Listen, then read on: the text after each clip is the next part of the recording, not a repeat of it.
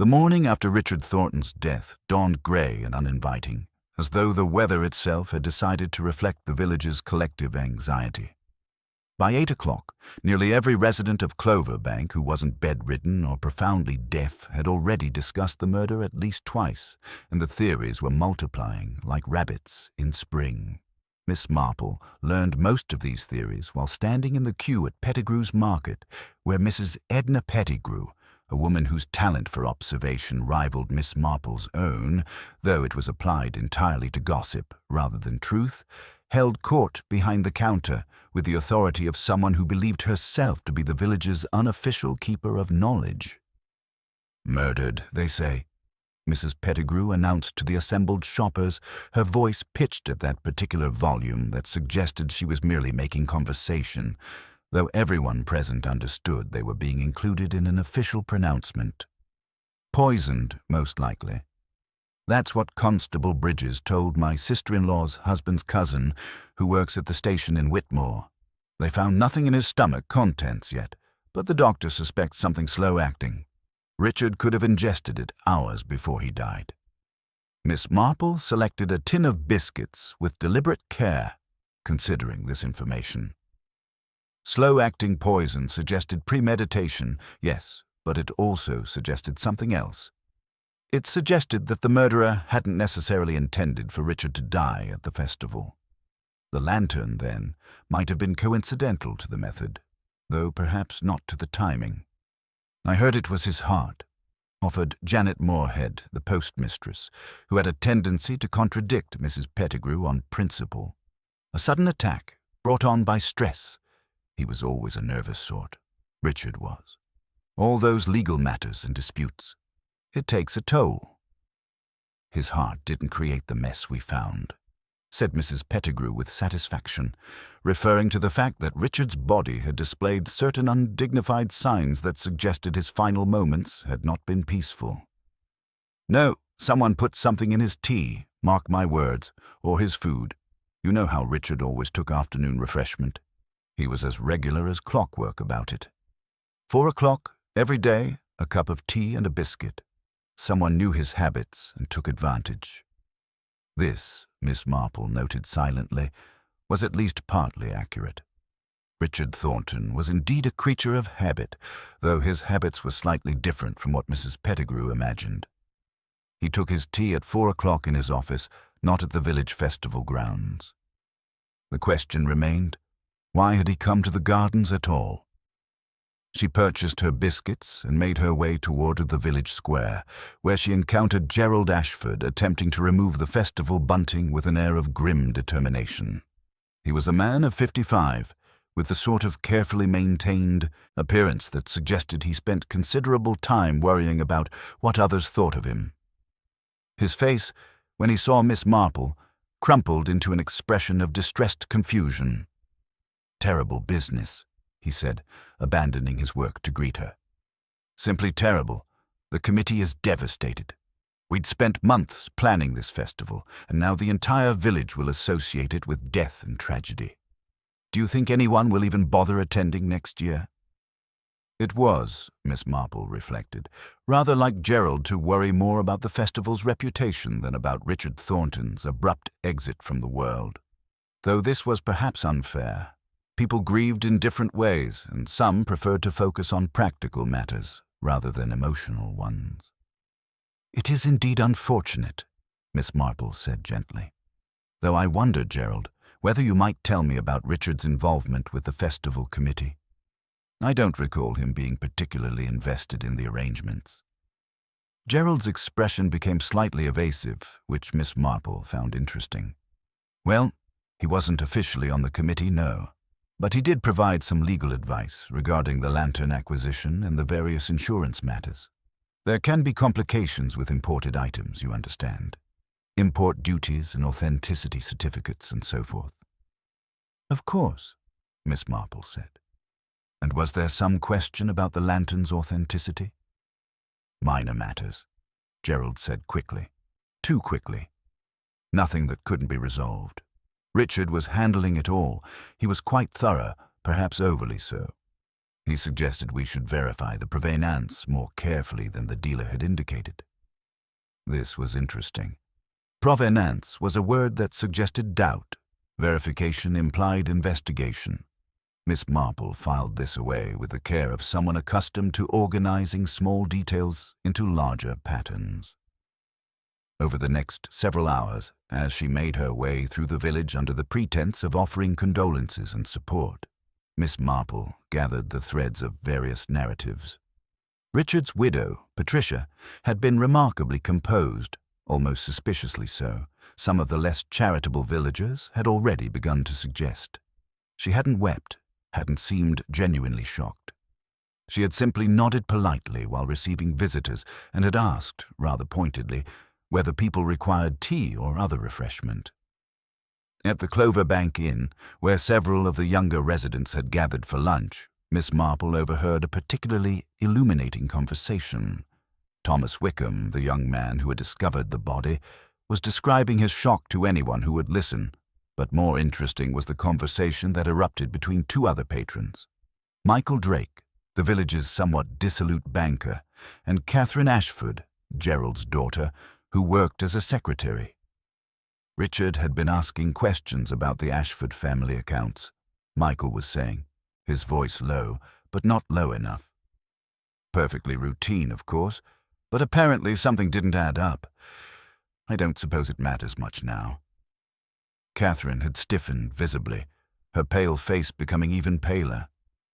"That's none of your business, Michael," she'd said sharply, and had excused herself immediately, though not before Miss Marple noticed her hands trembling slightly. So Richard Thornton, in his final days, had been investigating something connected to the Ashford family, and more specifically, to their financial accounts. The question became, had he discovered something that someone desperately wanted to remain hidden? And had that someone decided that Richard's continued existence posed too great a threat? These questions occupied Miss Marple's thoughts as the grey afternoon wore on toward evening. By the time she returned to her cottage, the rain had begun to fall, soft and persistent, as though the village itself was weeping for what it would soon learn about its own secrets and sins. The rain continued through the evening, a steady percussion against Miss Marple's cottage windows that seemed to muffle the outside world and draw inward the quiet spaces of thought.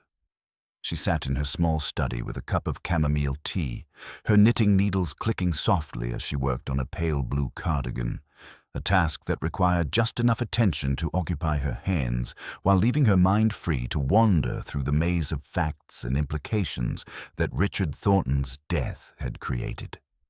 By morning, the constabulary had expanded their investigation beyond the initial shock and into the more methodical phase of gathering statements and establishing timelines.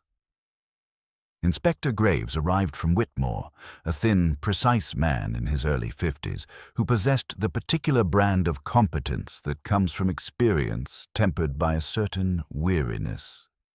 He established himself in the village hall, where he and his small team began the systematic process of interviewing anyone who had been at the festival grounds on the afternoon of Richard's death.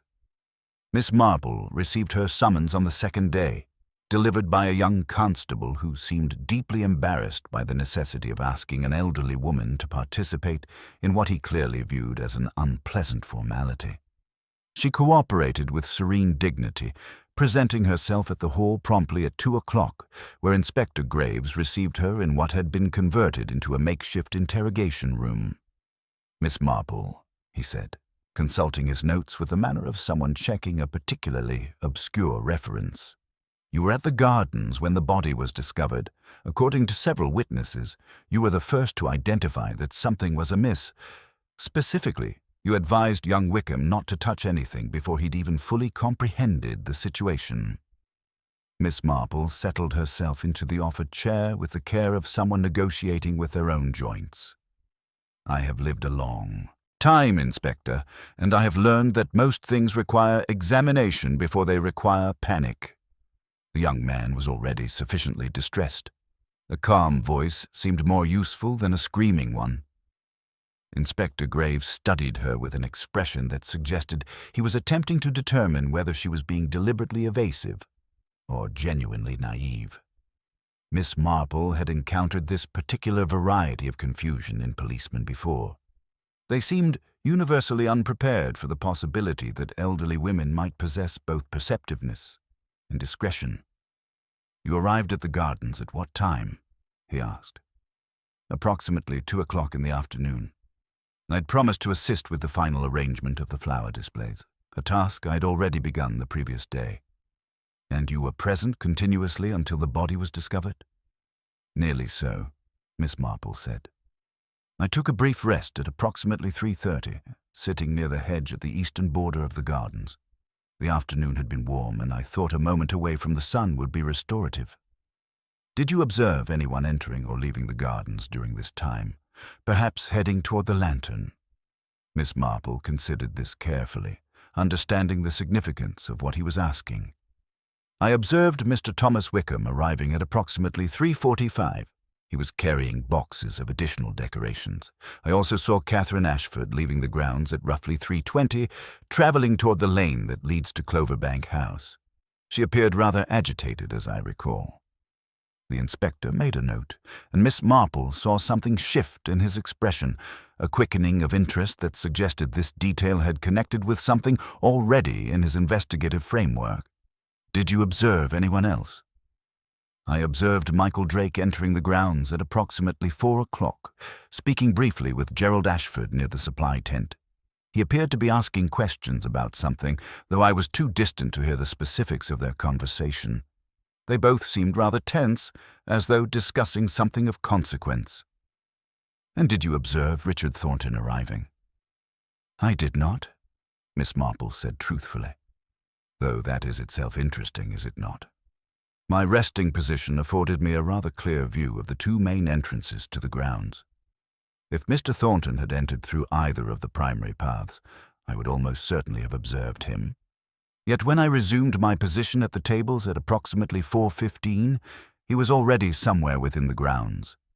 Either he arrived through a route I could not see, or he had already been present before I sat down to rest." Inspector Graves looked up from his notes with renewed attention. "You seem to have observed a great deal for someone who was supposedly resting." Miss Marple offered him a gentle smile. "Rest, Inspector, does not necessarily mean unconsciousness. I find that observation often becomes easier when one has removed oneself from direct participation in events. People tend to be less careful when they believe no one is paying particular attention to them."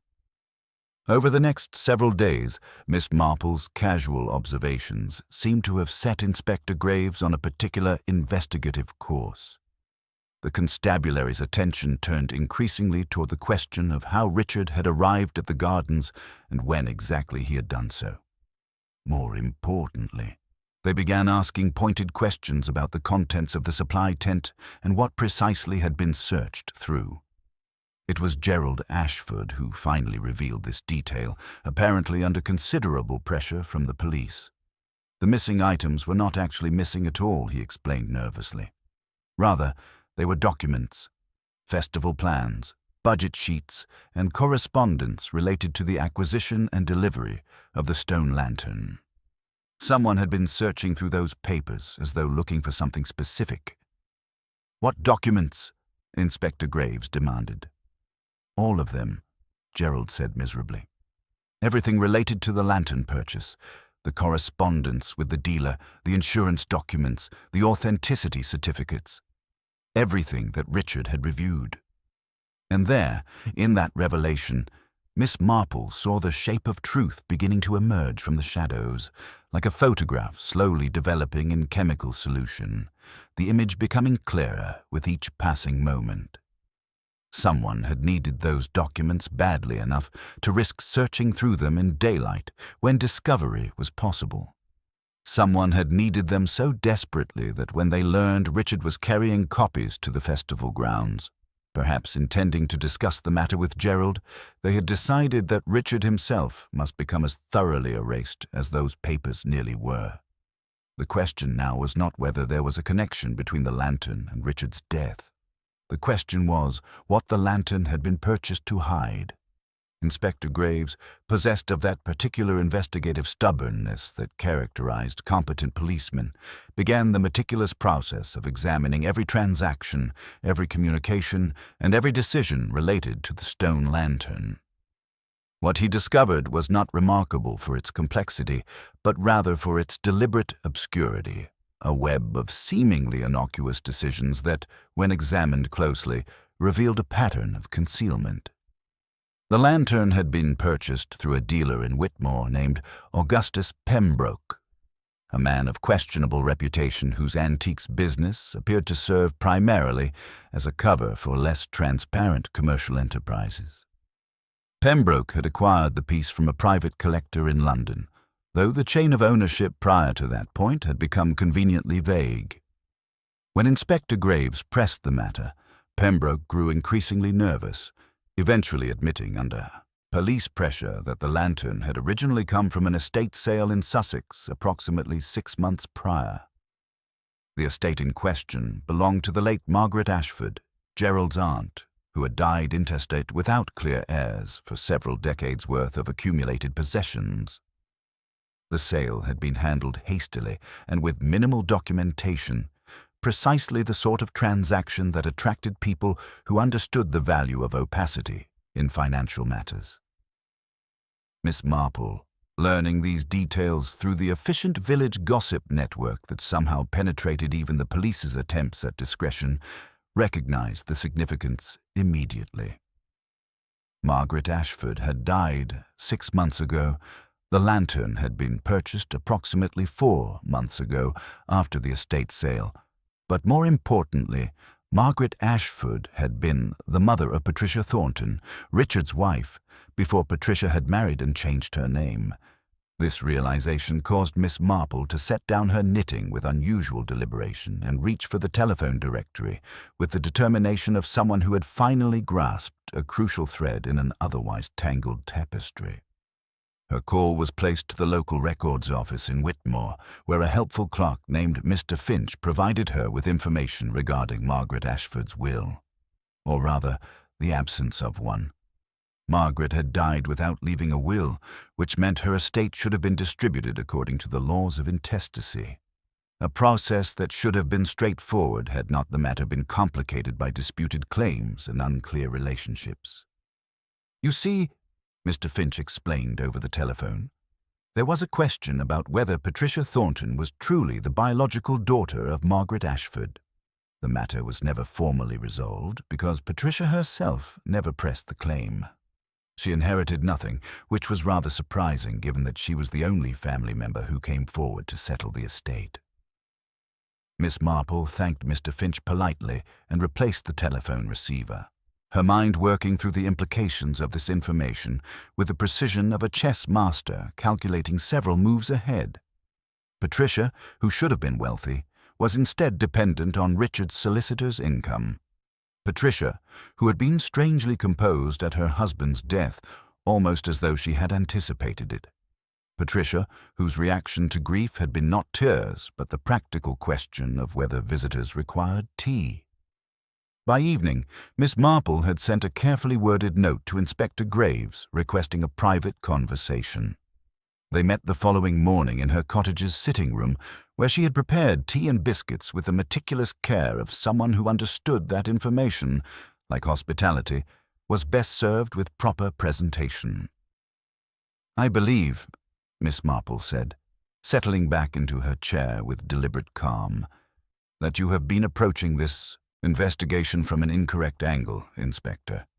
You have been asking who killed Richard Thornton, but the more pertinent question is why Richard Thornton had to be killed at this particular moment." Inspector Graves stirred his tea thoughtfully. "You have a theory, then?" "Several," Miss Marple admitted, "but they all lead to the same conclusion. Richard Thornton discovered something about the lantern's provenance that went beyond mere questions of authenticity. He discovered that it contained something, or rather, that something had been hidden within it before it was sold." "Hidden how?" the inspector asked, though his tone suggested he had already begun to suspect the answer. I should think rather obviously, if one knew to look. These old lanterns often have false bottoms or concealed compartments. The craftsmanship, particularly in Japanese pieces, was quite sophisticated. One could conceal quite valuable items in such a space. Jewelry, perhaps, or documents of significant worth. Inspector Graves set down his teacup with unusual care. You believe something valuable was concealed in that lantern. I believe something valuable was concealed in Margaret Ashford's possession, and when her estate was liquidated, no one recognized the significance of what they were selling. A dealer in antiquities, however, or a woman concerned about her inheritance, might have examined such a piece more thoroughly. When Patricia arranged for the lantern to be purchased and donated to the village festival, she ensured its placement in a prominent location, one that would be seen by many but thoroughly examined by none. Until, of course, Richard Thornton's professional diligence led him to ask questions about provenance and authenticity. You're suggesting Patricia Thornton killed her own husband? I'm suggesting, Miss Marple said gently, that we should examine very carefully what conversations took place between Richard and Patricia in the days before his death. I'm suggesting that we should investigate Patricia's financial circumstances and whether they were considerably more comfortable than a solicitor's wife might reasonably expect. And I'm suggesting, Inspector, that you should speak with Michael Drake about what financial arrangements he discussed with Gerald Ashford regarding the Ashford family accounts. I suspect you will find that someone had been systematically transferring funds into accounts that belonged to Patricia Thornton. The inspector stood slowly, understanding dawning across his features like sunrise over a landscape long held in darkness. The poison, he said. If she intended to conceal it as natural causes, she would have needed to choose something that might mimic a cardiac event. Digitalis, Miss Marple confirmed quietly. A substance derived from foxglove, readily available in any garden, and one that produces symptoms remarkably similar to heart failure.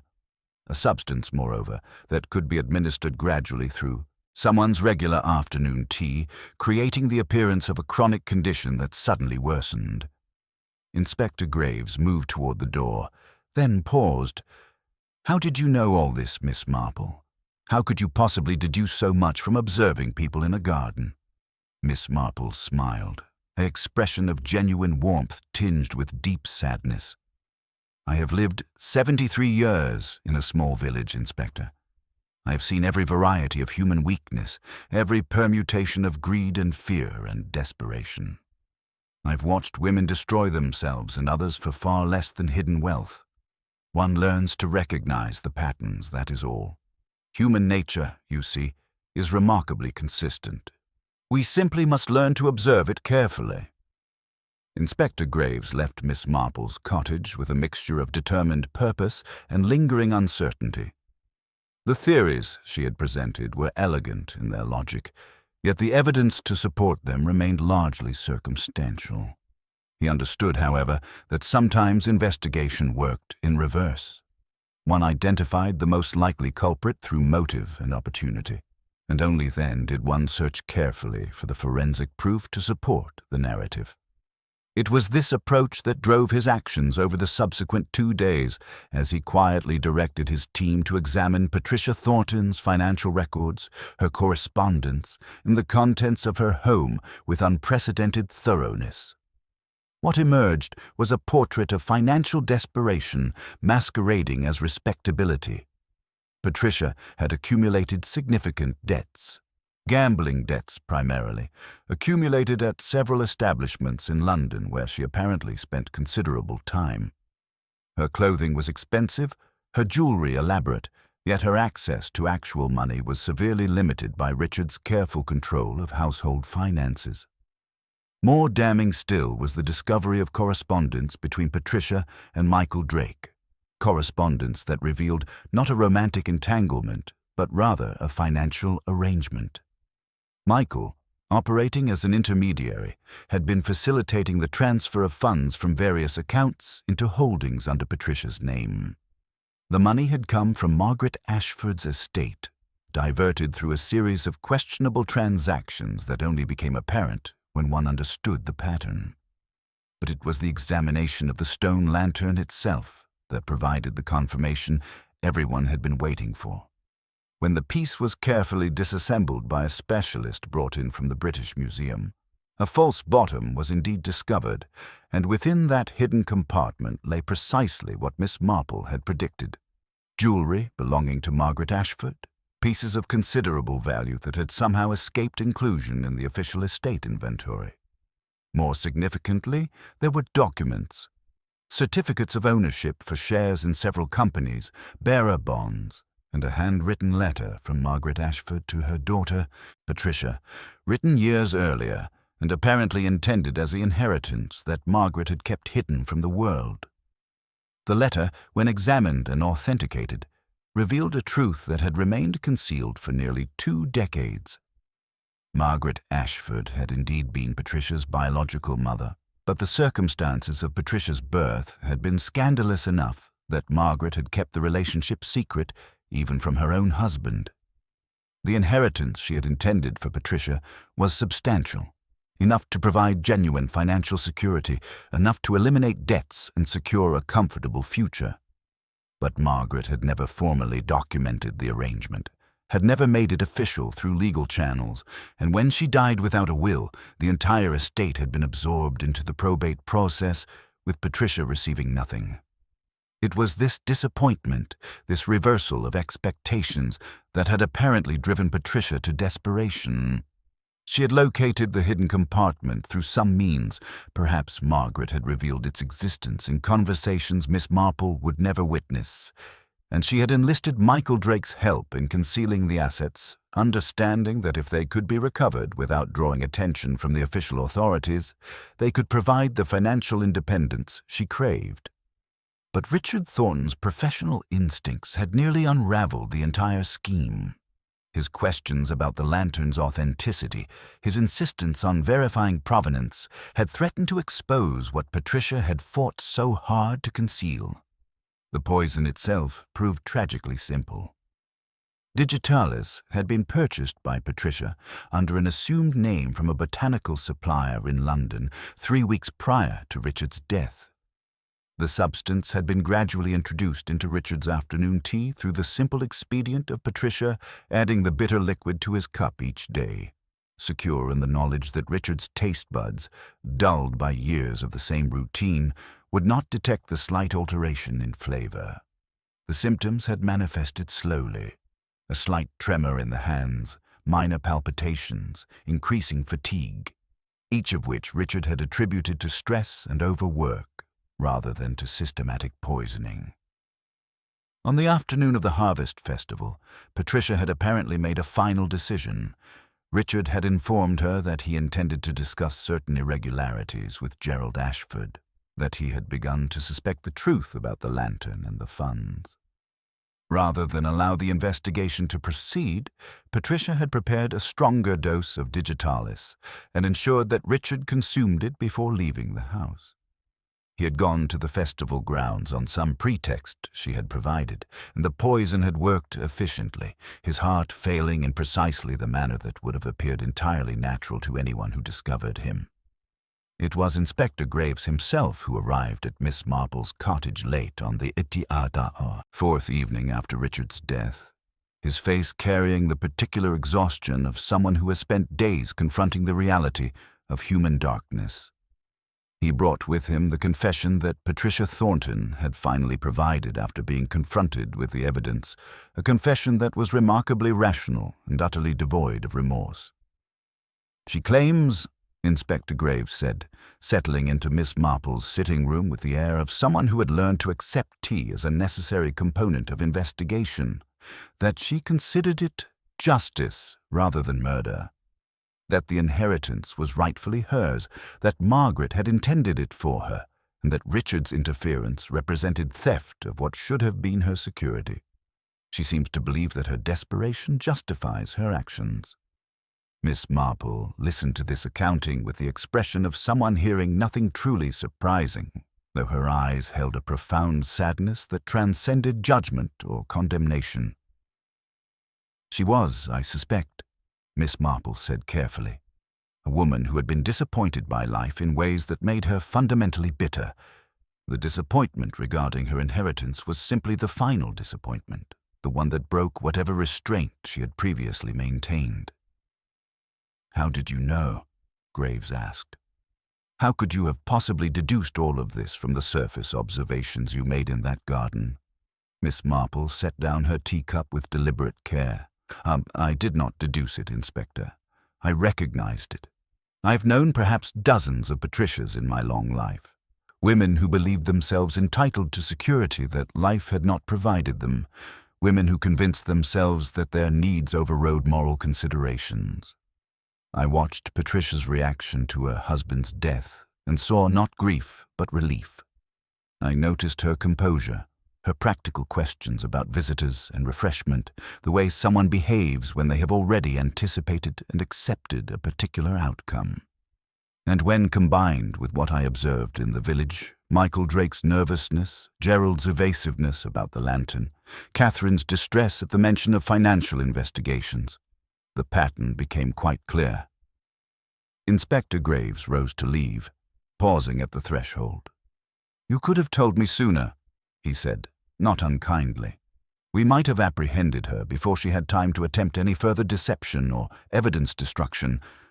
Miss Marple regarded him with an expression of gentle reproof. "I provided you with sufficient information to reach the correct conclusions, Inspector.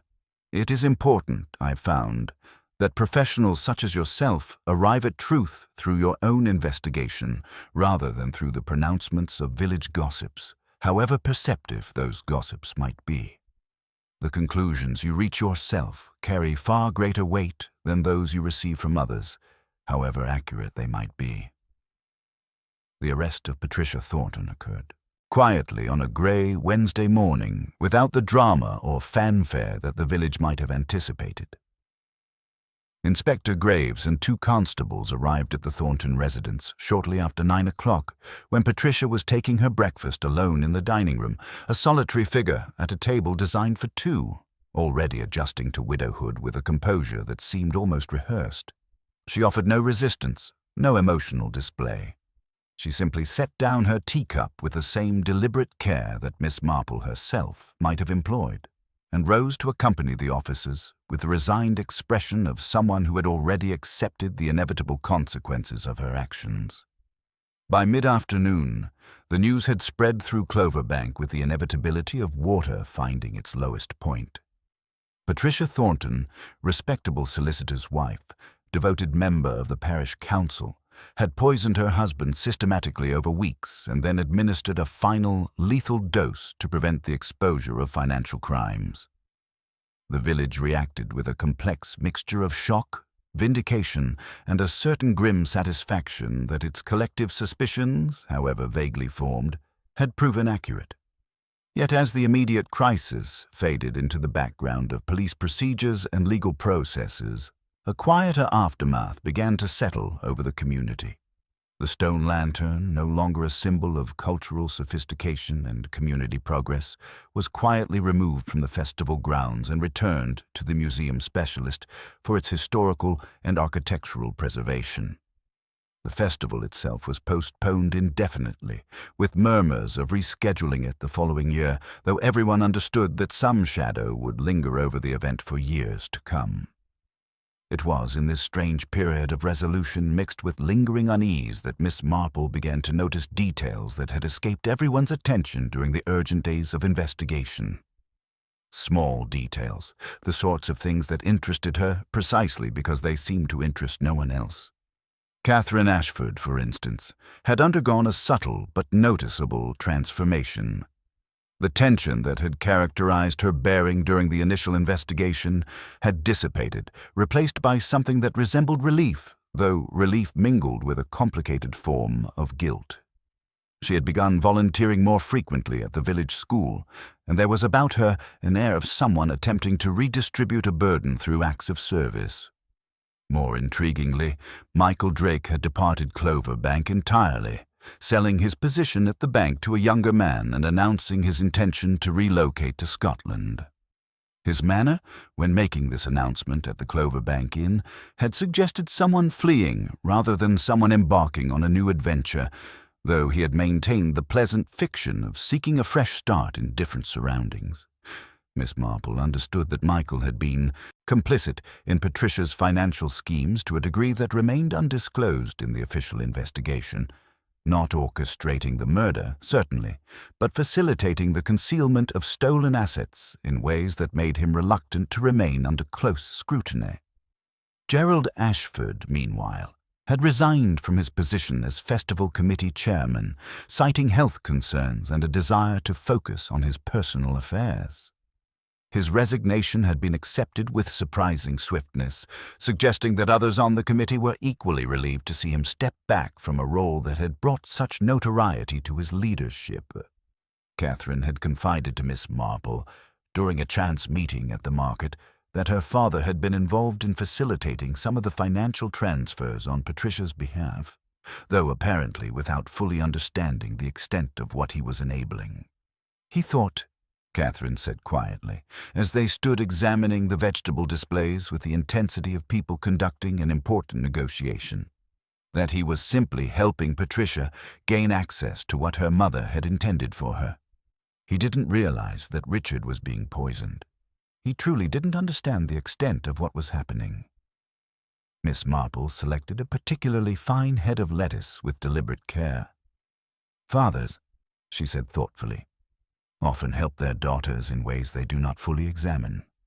It is easier to believe in good intentions than to acknowledge that one may be complicit in something darker. Your father will need to reconcile himself with that understanding." Catherine had nodded, her young face marked by a maturity that tragedy seemed to have imposed upon her. "Do you think he'll recover from this? From understanding what he helped enable?" "Recovery," Miss Marple replied, "is perhaps the wrong word. People do not recover from such knowledge so much as they integrate it into their understanding of themselves and others. Your father will carry this for the remainder of his life. But he will also, I suspect, become more careful about which of his daughter's requests he honors without proper examination." By the second week of November, life in Cloverbank had begun its slow return to the rhythms it had maintained before Richard Thornton's death had disrupted the ordinary progression of village existence. The post office was still the repository of gossip, though the focus had shifted from speculation about the crime to analysis of its implications. Mrs. Pettigrew continued her pronouncements from behind the counter, though now she spoke with the authority of someone whose theories, however accidentally formed, had been vindicated by subsequent events. Inspector Graves sent Miss Marple a formal letter of gratitude, thanking her for her contributions to the investigation and suggesting, with the careful phrasing of professional courtesy, that her observations had been invaluable to the resolution of the case. She received it with the same composure she brought to all recognition of her abilities, understanding that gratitude was a social courtesy rather than a true acknowledgement of the depths of observation that had driven her toward truth. It was on a particularly clear November afternoon, as the year began its descent toward winter, that Miss Marple sat in her garden and reflected upon the nature of human nature itself.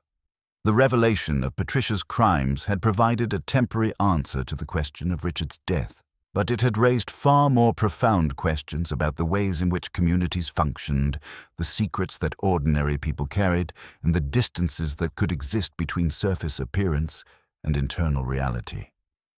She thought about Gerald helping his daughter, Michael facilitating the concealment of stolen assets, Catherine carrying the burden of her father's complicity, and Patricia convinced that her desperation justified murder.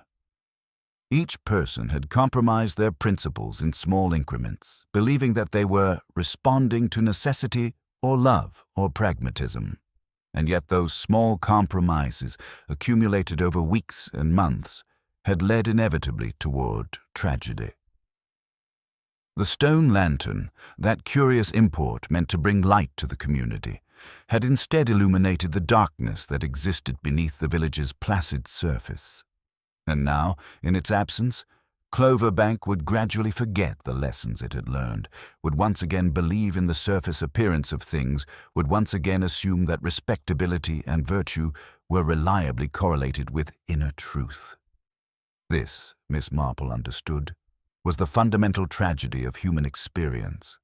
Not that crimes occurred, but that they occurred in full view of communities that refused to see them until the moment of crisis made denial impossible. The trial of Patricia Thornton occurred in December, conducted with the sort of decorous efficiency that characterized English legal proceedings. She maintained her composure throughout, sitting in the dock with the same composed expression she had worn at her husband's funeral, as though she were observing events that happened to occur in her presence rather than events that fundamentally defined her existence. The prosecution's case was thorough and devastatingly complete.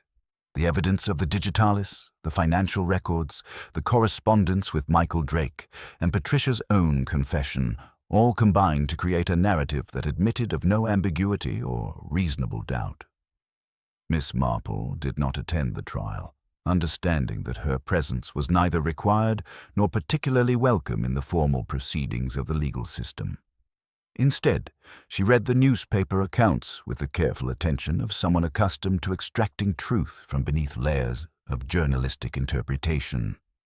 The verdict, when it came, was guilty of murder with no recommendation for mercy, a sentence that meant Patricia Thornton would spend the remainder of her life in prison, a circumstance that seemed to disturb her not at all if one were to credit the newspaper's description of her reaction. What interested Miss Marple far more than the trial itself were the revelations that emerged during the proceedings regarding the broader network of financial crimes that had surrounded Richard's death. The investigation into Michael Drake's activities had uncovered a pattern of embezzlement from the bank, schemes that had been funded through Patricia's access to the hidden assets from Margaret Ashford's estate. Michael's departure to Scotland had been orchestrated with remarkable haste once he understood that his complicity was about to be exposed, and the authorities had only narrowly prevented his escape across the border before his arrest warrant could be served. Gerald Ashford had cooperated fully with the subsequent investigation, providing testimony that implicated himself in the financial conspiracy while simultaneously demonstrating his apparent ignorance of Patricia's intentions regarding her husband. The legal system, in its complex negotiations between justice and mercy, had apparently decided that Gerald's cooperation and his lack of direct involvement in the murder itself warranted leniency. He was charged with conspiracy to conceal stolen assets, a crime that carried a significantly lighter sentence than murder, and there was speculation in village circles that he might avoid incarceration entirely in exchange for his testimony. Catherine, meanwhile, had withdrawn almost entirely from village social life. She had taken a position as a school teacher in the neighboring town of Whitmore, apparently preferring to begin her professional life outside the community where her father's crimes had become public knowledge. Miss Marple had encountered her briefly at the railway station where Catherine had been departing for what she described as a teaching position that would commence in January. There had been a moment of genuine warmth between them, a recognition of understanding that transcended the complications of Catherine's family situation. "Thank you," Catherine had said simply, taking Miss Marple's hand, "for understanding that I wasn't complicit, for not assuming guilt by association." Miss Marple had squeezed the younger woman's fingers gently. "Guilt," she had replied, "is a far more individual matter than people generally believe. You made no choices that morning in the garden except to remain silent about suspicions you did not fully understand. That silence, while not precisely innocent, is at least distinct from the actions of those who deliberately conspired." The village itself underwent a subtle transformation in the weeks following the trial. The scandal had attracted attention from regional newspapers, and even from one journalist who had traveled from London to investigate the case, resulting in several articles that portrayed Cloverbank as a place concealing dark secrets beneath its picturesque exterior. The village had reacted to this attention with a mixture of embarrassment and a perverse pride in having been the location of such a noteworthy crime. Mrs. Pettigrew's authority as the keeper of village secrets had increased exponentially, and she had begun relating her own versions of events with the confidence of someone who knew that she had been right all along. More significantly, the community's collective approach to privacy had altered. Neighbors who had previously minded their own business with studied disinterest now began to wonder, albeit quietly, about the hidden lives of their acquaintances. Reputations that had seemed solid were re-examined in light of new understanding about the gaps between appearance and reality. There was, in the village's collective consciousness, a recognition that the comfortable assumption of surface truth had been fundamentally challenged by Patricia Thornton's crimes. Miss Marple observed these changes with the detached interest of a naturalist observing alterations in the behavior patterns of a particular species. She understood that communities, like individuals, possessed a kind of defensive psychology that attempted to return to equilibrium after being disturbed. The village would, within a few months, or certainly within a year, begin to forget the uncomfortable lessons that Patricia's actions had temporarily illuminated. Life would resume its ordinary rhythms, gossip would shift to new subjects, and Cloverbank would once again present itself to the world as a place of peace and propriety, conveniently forgetting the violence that had erupted within its boundaries. Yet something had changed fundamentally in Miss Marple herself, though she would have been hard-pressed to articulate precisely what that change encompassed. She had encountered in Patricia Thornton a form of human desperation and moral compromise that, while not entirely unprecedented in her long observation of human nature, had possessed a particular quality of calculated rationalization. Patricia had convinced herself that her needs overrode moral considerations not through passion or sudden loss of control, but through a slow, methodical process of deciding that her entitlement to security superseded her obligation not to harm others.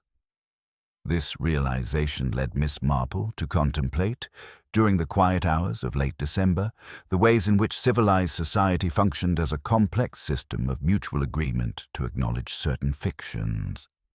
Everyone agreed to believe that others were generally truthful, that social position reflected moral worth, that desperation did not excuse transgression. Yet individuals like Patricia operated from a different set of assumptions entirely. Assumptions that suggested that desperation did excuse transgression, that others' truths were less important than one's own needs, that social position could be used to conceal fundamental moral failures.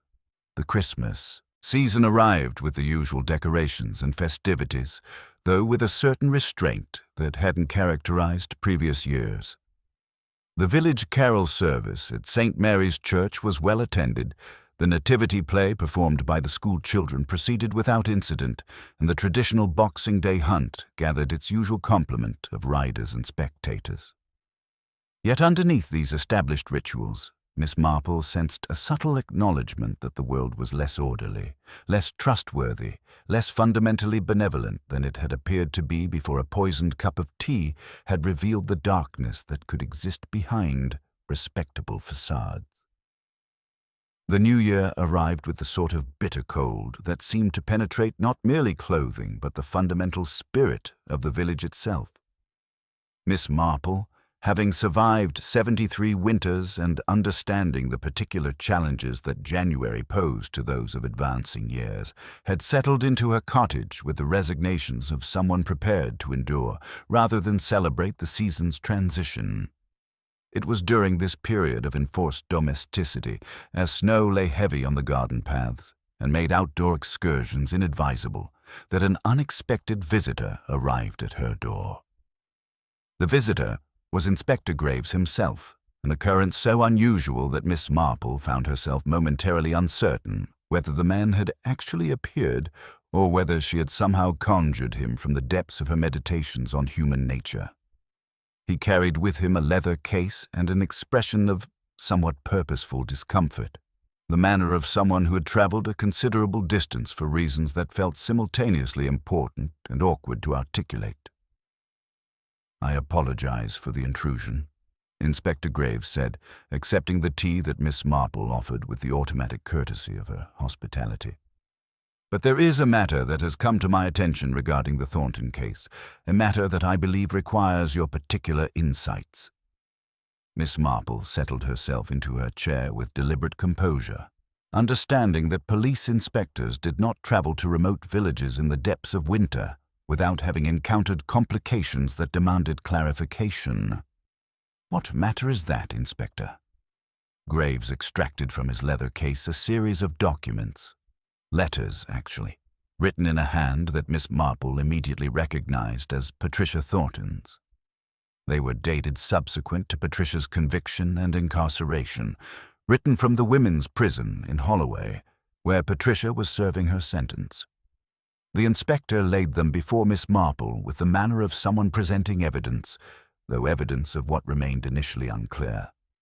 "Patricia Thornton has been writing to various individuals," Graves explained, attempting to convince them that her conviction was, in some sense, unjust.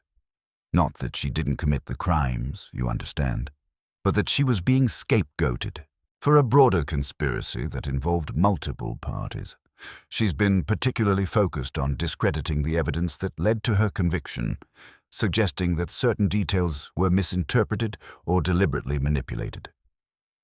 Miss Marple examined the letters with the care of someone accustomed to reading between the lines of written communication. Patricia's arguments were, she noted, surprisingly sophisticated. The woman had apparently spent her incarceration studying the details of her own trial, identifying points at which alternative interpretations of the evidence might have been possible. She argued, for instance, that the digitalis could have been introduced into Richard's system by someone other than herself, that the correspondence with Michael Drake could have been misunderstood, that her own confession had been obtained under duress through the manipulation of Inspector Graves's questioning.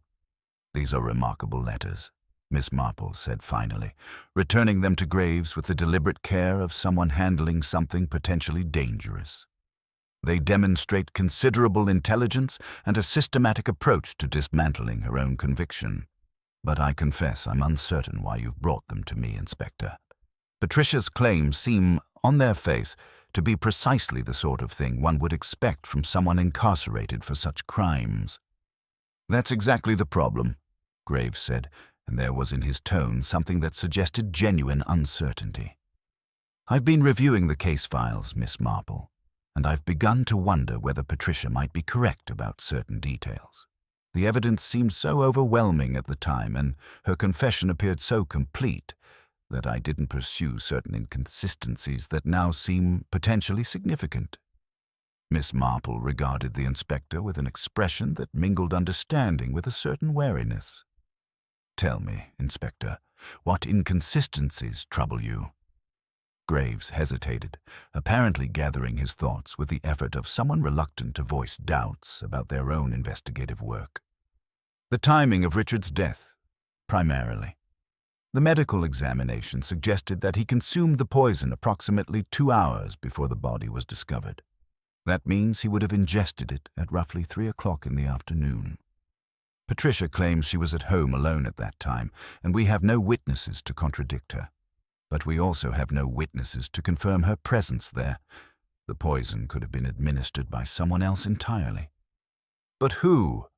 Miss Marple inquired gently. "And for what motive? The financial conspiracy involved Patricia and Michael Drake certainly, but Michael had no particular reason to wish Richard dead. Indeed, Michael's interests would have been better served by maintaining Richard's ignorance of the financial schemes." "That's precisely what troubles me," Graves admitted. "The case against Patricia seemed so complete that I didn't investigate alternatives as thoroughly as I might have. But now, reviewing the evidence in detail, I'm struck by how conveniently everything aligned. The confession, the documents, the financial records. It all pointed so directly toward Patricia that I wonder whether someone didn't ensure that it would." Miss Marple set down her teacup with deliberate precision, understanding that they had reached a moment that required careful consideration. "You're suggesting that Patricia Thornton may have been deliberately framed for her husband's murder?" That someone else administered the poison and subsequently arranged for evidence to be manufactured in such a way as to direct suspicion toward Patricia? I'm suggesting it's a possibility I failed to adequately investigate, Graves said. And I'm asking whether, in your judgment, such a thing would have been possible. Whether, based on your observations of the people involved, such a conspiracy could have occurred. Miss Marple rose from her chair and walked to the window, where she stood observing the snow-covered garden with an expression of profound contemplation. Outside, the winter landscape revealed itself in stark lines and shadows, with no intermediate spaces where ambiguity could hide. Yet within human motivation, she understood, ambiguity was precisely where truth often concealed itself, in the spaces between certainty and doubt, between appearance and reality. "Let me ask you something, Inspector," she said, turning back to face him. "When you interviewed Michael Drake prior to his departure for Scotland, did he seem relieved or disturbed by Patricia's arrest?" Graves considered this carefully. "Relieved, I would say, though I attributed that to his own recognition that his complicity in the financial schemes might be discovered if the investigation continued." "And Gerald Ashford," Miss Marple continued. "When he learned of Patricia's conviction, what was his emotional response? He seemed resolved, I suppose, as though he had anticipated the outcome." "Inspector," Miss Marple said softly, "I believe you have, in fact, solved Richard Thornton's murder correctly, but I suspect you have failed to recognize that the solution is far more complex than it initially appeared. You have apprehended the person who orchestrated his death, but you have potentially missed understanding precisely why she did so, and whether she did so alone or in concert with others who understood precisely what she intended." Graves leaned forward with renewed attention. "You're saying Patricia did poison Richard, but that the circumstances were different from what we understood?"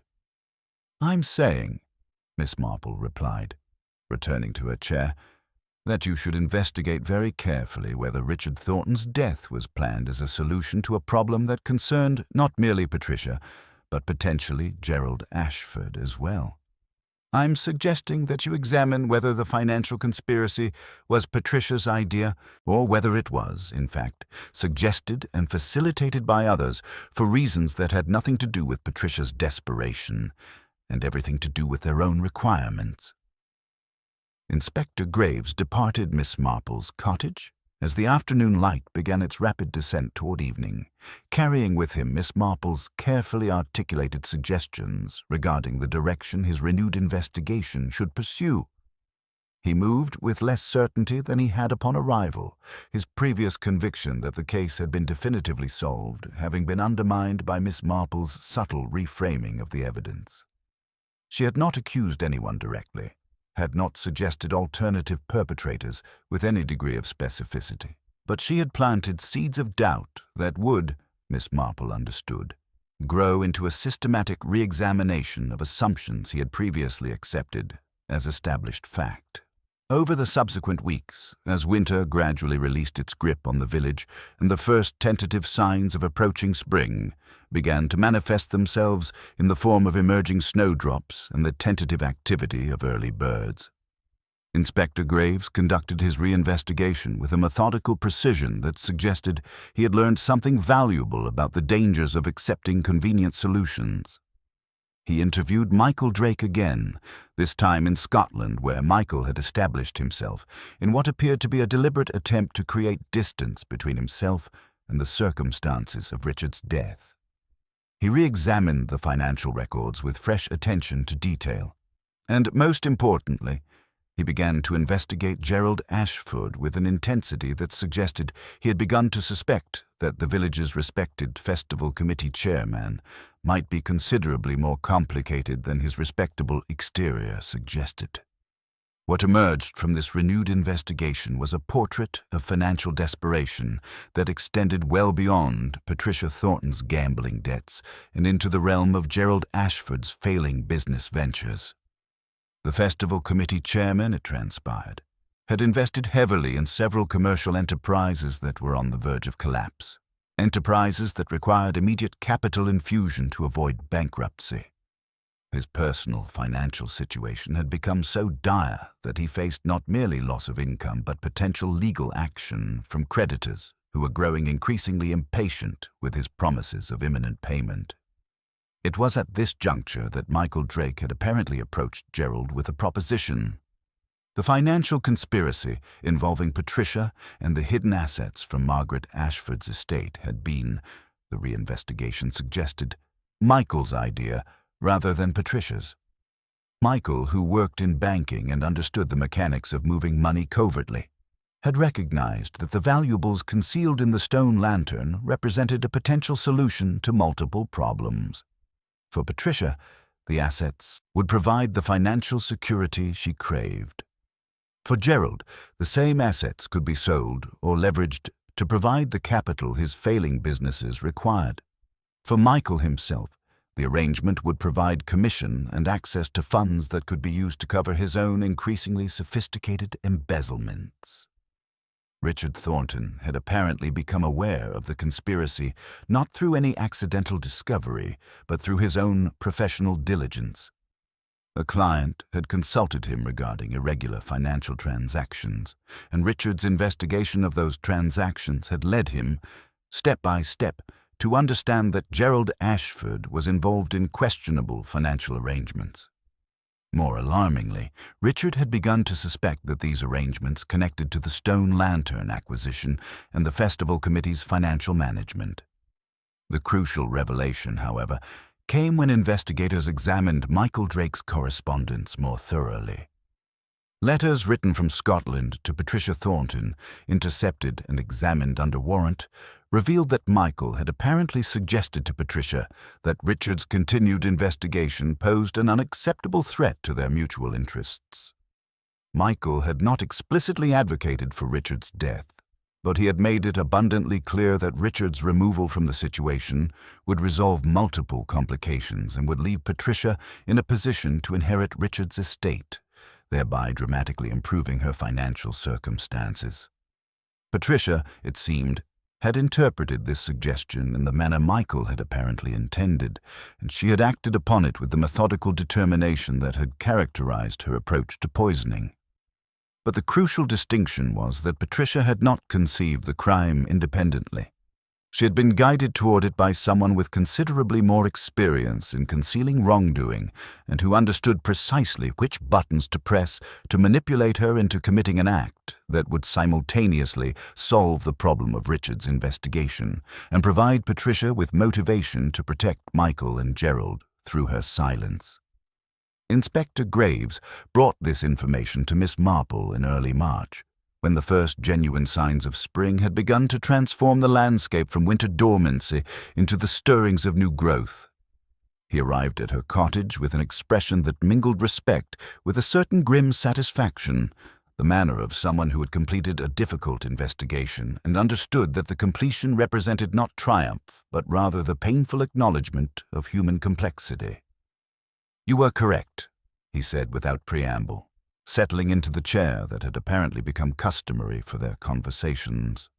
Patricia did poison Richard Thornton, but she did so not from independent motivation, but because she had been essentially guided toward the act by Michael Drake, who had recognized that Richard's investigation threatened financial arrangements that benefited multiple parties. Gerald Ashford wasn't directly involved in encouraging the murder, but he was certainly involved in the conspiracy that made Richard's death seem beneficial from Patricia's perspective. "What will you do?" Miss Marple inquired gently. "Patricia's conviction will stand," Graves said. "The law doesn't recognize degrees of culpability based on whether someone was manipulated into committing a crime. She administered the poison with full knowledge of what she was doing. That she was encouraged to do so by someone else doesn't absolve her of responsibility. But Michael Drake and Gerald Ashford will face additional charges related to their conspiracy and their roles in the events that led to Richard's death." Miss Marple nodded slowly, though her expression suggested that she found no particular satisfaction in this outcome. "And Patricia herself? Does she understand that she was being manipulated?" "I'm not certain she fully comprehends it," Graves admitted. When I informed her of what we had discovered regarding Michael's role, she seemed almost surprised that he had been deliberately guiding her toward the crime. She appears to have believed that she arrived at the decision independently, that the suggestion to remove Richard came from her own recognition of necessity, rather than from Michael's calculated manipulation. "That," Miss Marple said quietly, "is perhaps the most tragic aspect of the entire affair."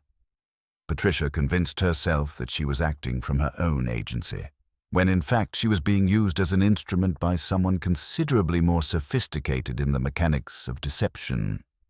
She believed herself to be taking control of her circumstances, when she was actually surrendering that control to someone who understood precisely how to exploit her desperation.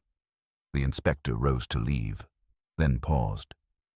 "Do you ever wonder, Miss Marple, whether your interventions in these matters cause more harm than good? Whether revealing the truth about people's motivations and actions might sometimes be better left concealed?" Miss Marple regarded him with an expression of profound sadness. "I wonder that every day, Inspector. But I have learned through long experience that concealment of truth eventually demands a greater price than its revelation. Patricia would have spent her life in prison regardless. But had her complicity in the larger conspiracy remained hidden, Michael Drake and Gerald Ashford would have continued their deceptions, and others might have suffered from their machinations. Sometimes the truth, however painful, is preferable to the alternative." The additional charges against Michael Drake and Gerald Ashford proceeded through the legal system with the deliberate momentum of institutional machinery, grinding toward conclusions that had been predetermined by evidence and testimony.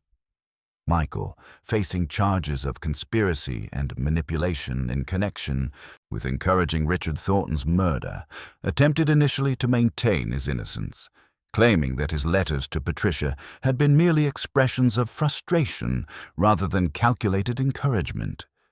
The court, however, found the evidence of his systematic manipulation sufficiently compelling to convict him on multiple counts. He received a sentence of 12 years, considerably less than Patricia's life sentence, but sufficient to represent a substantial portion of what remained of his life. Gerald Ashford's situation proved more complicated, caught as he was between genuine culpability for financial crimes and a more ambiguous role in Richard's death. He had not encouraged the murder directly, had not even appeared to anticipate it when it occurred. Yet he had benefited from the financial conspiracy that had made the murder seem necessary to Michael Drake, and he had accepted the stolen assets without significant moral resistance. The courts ultimately decided that his complicity was sufficient to warrant conviction on charges of conspiracy and fraud, resulting in a sentence of 5 years' imprisonment, with possibility of early release for good behavior. Catherine Ashford, learning of her father's expanded criminal liability through the newspapers rather than through direct family communication, made a decision that Miss Marple would have anticipated had anyone thought to ask her opinion on the matter. She resigned from her teaching position in Whitmore and departed for London, where she secured employment in an educational charity that worked with underprivileged children. Her correspondence to the village, sent in the form of occasional postcards to Miss Marple, suggested that she had deliberately chosen to create as much physical and psychological distance as possible from the circumstances of her family's disgrace. It was in late April, as spring had genuinely established itself and the village gardens had burst into a profusion of color and growth, that Miss Marple received an unexpected visitor who represented in many ways the final complication in the matter of Richard Thornton's murder. Patricia Thornton's mother, Eleanor Cassidy, arrived at Miss Marple's cottage on a Thursday afternoon, driving herself in a rather impressive motor car that suggested resources considerably greater than those typically possessed by relatives of convicted murderers. Eleanor was a woman of approximately 60 years, with the bearing of someone accustomed to a certain level of social authority and the particular confidence that came from inherited wealth and long-established social position. She had apparently travelled from London specifically to speak with Miss Marple, and her manner suggested that she understood the older woman's role in unravelling the circumstances of Richard's death with considerably more accuracy than the official records might suggest. "I wanted to understand," Eleanor said, after the preliminary courtesies of tea and biscuits had been observed, "what precisely led you to conclude that my daughter had committed this crime?" The police inspectors provided explanations that seemed to rely heavily on circumstantial evidence and inference, yet you apparently knew with considerable certainty that Patricia was guilty. Miss Marple considered her response with the care that such a question warranted. "I did not know with certainty, Mrs. Cassidy.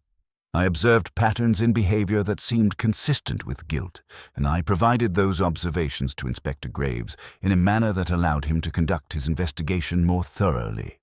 But certainty regarding such matters is perhaps impossible to achieve absolutely. And yet," Eleanor continued, "your observations proved accurate. My daughter did poison her husband. She did conspire with others to conceal stolen assets. She did, in essence, become a murderer because she was desperate for financial security and willing to compromise her moral principles in pursuit of that security." There was in Eleanor's voice a particular quality of bitterness that suggested personal pain rather than abstract disapproval. Miss Marple gestured gently for Eleanor to continue, understanding that the woman had not travelled from London merely to confirm facts already established through legal proceedings. "I failed her," Eleanor said finally, the words emerging as though they had been compressed within her for considerable time. "I failed her as a mother. When Margaret Ashford became pregnant with Patricia, I was young and foolish, and I allowed myself to be convinced that adoption was the appropriate solution. I gave my daughter to Margaret to raise as her own, and I convinced myself that this was noble self-sacrifice. But what it actually was, I now understand, was abandonment. Patricia grew up believing that she had been essentially rejected by the world, that security and love were things that others possessed, but that she would have to either steal or earn through desperation. "You cannot," Miss Marple said gently, "accept responsibility for your daughter's choices as an adult. She made decisions that caused harm. Those decisions are hers to answer for, not yours to carry as burden." "And yet," Eleanor replied, "I provided the circumstances that made such decisions seem necessary. If Patricia had grown up knowing that she was genuinely wanted, that she belonged to a family who loved her despite the circumstances of her birth, perhaps she would not have become so obsessed with financial security, so convinced that the world owed her recompense for perceived slights." Miss Marple listened to Eleanor's self-recriminations with the expression of someone who had heard such expressions of regret many times before, and who understood that they served a psychological function rather than an actual alteration of past events. She understood, moreover, that Eleanor's guilt regarding her abandonment of Patricia was in many ways more comforting to Eleanor than the alternative, which was to recognize that some human beings possessed internal characteristics that disposed them toward moral compromise regardless of their circumstances. "Your daughter," Miss Marple said finally, "made choices that were, at their foundation, her own choices. You may regret the circumstances that contributed to her desperation. You may mourn the mother-daughter relationship that never existed. But you cannot accept responsibility for her decision to poison her husband. That responsibility belongs entirely to her." Eleanor remained at Miss Marple's cottage for several hours more, and by the time she departed in her impressive motor car, she seemed to have achieved a certain reconciliation with the knowledge of her daughter's crimes. She would continue to visit Patricia in prison, she said, not to excuse her daughter's actions, but to acknowledge the relationship that had been denied to them throughout Patricia's life. After Eleanor's departure, Miss Marple sat in her garden as evening descended toward night, watching the shadows lengthen across the paths she had walked thousands of times. She thought about Eleanor's abandonment of her daughter, about Patricia's conviction that she was entitled to security, about Michael Drake's systematic manipulation, about Gerald Ashford's willingness to compromise principle for financial advantage. She thought about the ways in which human beings justified their own actions to themselves, how they constructed narratives that allowed them to continue believing in their own essential goodness, even as they engaged in fundamentally harmful behavior. And she understood, with the clarity that only long experience could provide, that the murder of Richard Thornton had not been an aberration in the normal functioning of human society. It had been, instead, a particularly stark illumination of patterns that existed throughout civilization, patterns that only became visible when circumstances aligned in such a way as to force them into the open. Summer arrived in Cloverbank with a sort of gentle abundance that made the village seem, to casual observers, like a place where nothing significant had ever occurred. The gardens flourished, the lanes filled with walkers enjoying the warm weather, and the ordinary rhythms of village life reasserted themselves with the persistence of nature reclaiming territory temporarily disrupted by human drama. Yet, for those who had lived through the events of the previous autumn and winter, the landscape carried an altered meaning. The paths between cottages seemed to contain different histories, the familiar faces of neighbors bore the weight of revealed secrets, and the comfortable assumption that evil existed primarily in distant places had been irrevocably undermined. Miss Marple, now in her 74th year, found herself contemplating with increasing frequency the nature of her own role in the events that had unfolded around her. She had not sought out the circumstances that led to Richard Thornton's death. She had merely been present in a garden on an autumn afternoon, observing what others had overlooked. Yet her observations, when communicated to those positioned to act upon them, had set in motion a series of consequences that had fundamentally altered the lives of numerous people. She wondered, in the quiet hours of early morning when she sat with her tea before the day's activities began, whether this represented a form of responsibility she had not anticipated accepting. It was Inspector Graves who provided, in a manner of speaking, the occasion for Miss Marple to reflect upon and articulate the conclusions she had reached regarding the entire affair. He arrived at her cottage in late June, bearing not documents or questions but rather a bound copy of the official investigative report and a letter from the chief constable commending Miss Marple's contributions to the resolution of what had become one of the more complex cases in the region's recent history. "The case is officially closed," Graves said, settling into the familiar chair with the ease of someone who had come to regard this cottage as a sort of professional sanctuary. "All charges have been adjudicated, all sentences imposed. The stone lantern has been returned to the British Museum, where it's being studied by specialists interested in its historical provenance. Life, as they say, returns to normal." "Life," Miss Marple observed, "never truly returns to normal. It simply assumes new patterns that eventually become so familiar that people forget what the previous patterns were.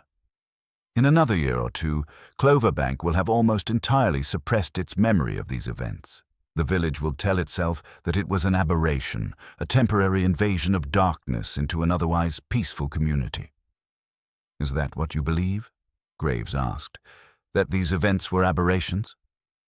Miss Marple set down her teacup with deliberate care, considering the question with the seriousness it deserved. "No, Inspector. I believe they were revelations. The darkness was always present in Cloverbank.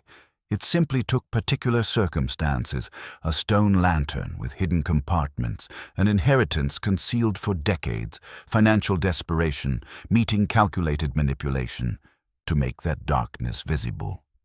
When those circumstances pass, the darkness does not disappear. It merely becomes concealed again, waiting for the next set of circumstances that might illuminate it." "That's a rather bleak assessment of human nature," Graves observed. "It is realistic," Miss Marple replied, "which is not precisely the same thing as bleak. I've observed that people are capable of both considerable goodness and considerable harm. The question is rarely whether people are inherently good or evil. The question is, what circumstances and temptations and pressures will cause them to act in accordance with their darker impulses rather than their better nature? Graves rose to leave, then paused at the threshold, as he had on previous occasions when their conversations had reached their natural conclusions. What do you suppose will become of Patricia? She has served approximately 6 months of her life sentence. She has decades ahead of her in prison. Do you think she will find any form of redemption or peace? Miss Marple considered this question with an expression of profound sadness. Patricia will, I suspect, spend the remainder of her life attempting to understand how she came to be in prison for a crime she convinced herself was justified. She will replay conversations with Michael Drake, searching for the moments at which she allowed herself to be manipulated. She will wonder whether she might have chosen differently at crucial junctures. And she will ultimately, I suspect, come to the conclusion that her own desperate conviction that she was entitled to security made her vulnerable to Michael's suggestions. That understanding will not constitute redemption exactly, but it may provide a form of peace that comes from accepting responsibility for one's own choices. The inspector departed, and Miss Marple returned to her garden, where the summer light was beginning its gradual descent toward evening. She had spent the afternoon tending to her roses, a task that occupied her hands, while leaving her mind free to contemplate matters of greater complexity. The roses had flourished this year, producing blooms of unusual quality and abundance, and Miss Marple found herself reflecting, as she often did, on the ways in which the natural world continued its cycles regardless of human drama and tragedy. By autumn, when the village would prepare once again for a harvest festival, the immediate memory of Richard Thornton's death would have faded sufficiently that the event could proceed without the weight of recent trauma overshadowing it. New committee members would be elected. New plans would be made. And if someone thought to ask whether the festival should include a stone lantern as a focal point, the suggestion would be dismissed with polite but firm rejection. Yet Miss Marple understood that the resolution of Richard Thornton's murder represented not an ending but merely a pause in the ongoing story of human complexity and moral compromise. Somewhere in Cloverbank there were undoubtedly other secrets, other hidden resentments, other circumstances that contained the potential for tragedy. The village merely had to wait for the conditions that would transform potential into actuality.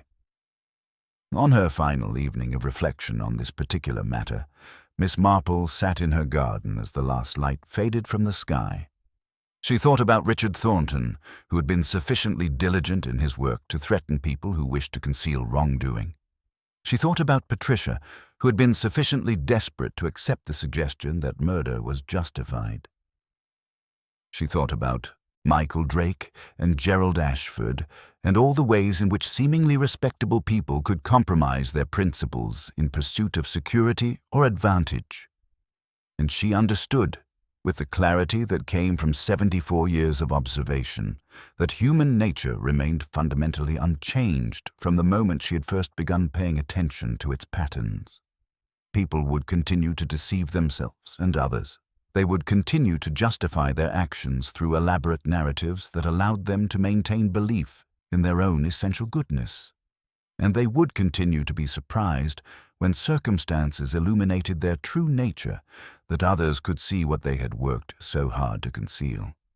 The village of Cloverbank would move forward, carrying its secrets and its suppressions, its apparent peace concealing the ordinary human capacity for darkness. And Miss Marple would continue her quiet observations, gathering the small details that others overlooked, understanding that truth, however painful, ultimately served the interests of justice better than comfortable illusion ever could. The lantern had been lit at Cloverbank Crossing, and it had illuminated not merely the garden, but the hearts of those who walked within it. That illumination would fade, would be deliberately forgotten, would be denied by those who preferred to believe in the fiction of their own virtue. But for those who had witnessed the light, and for those who had understood what it revealed, the knowledge would remain, a permanent alteration of perception that could never be undone, no matter how earnestly the village attempted to return to the comfortable darkness from which it had briefly emerged.